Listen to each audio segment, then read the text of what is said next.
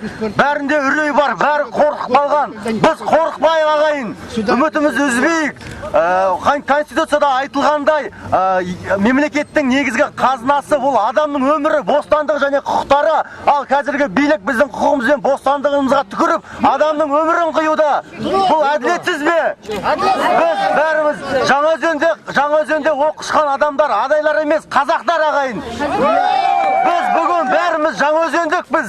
Ол кезде қазіргі билік тек адамдарға оқ жаудырып қана қоймай, әділдікті айтып, шындықты айтып, халықтың жағына жүргендердің бәрін қудалауда.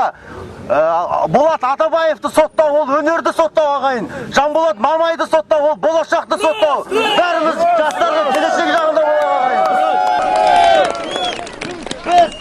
Біз жастар Нұр Отаннан шаршадық. Халық Нұр Отаннан шаршадық. Бізге қоршақ депутаттар керек пе? Біз халықтан оқ ататын билік керек пе? Біз өз сауалымызды қоюымыз керек. Бізге ас бөлмеде отырып алып ағайын, батыр болғандардың еш қажеті жоқ. Мейлі оларда теледидар болсын билікте, мейлі форма киген милициялары болсын, мейлі әділетсіз соттары болсын, бірақ оларда біз жоқпыз ағайын. Жастар биліктің қолында емес.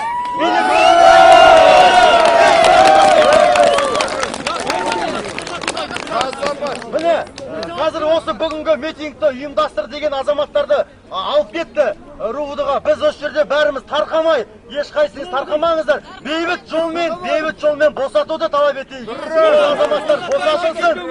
Бүгінгі митинг өтті, міне. Менің айтарым, біз отан біреу-ақ ағайын, отанымыз біреу-ақ. Біз адамымыз, өмірге келеміз, кетеміз. Халықтың жағында күресейік. Халықтың жолы ең адал жол ағайын. Біз келеміз, кетеміз. Ал биліктегілер, парламенттегілер, қазіргі шенеуніктердің бәрі біз сияқты адам, олар да келеді, кетеді. Бірге болайық ағайын.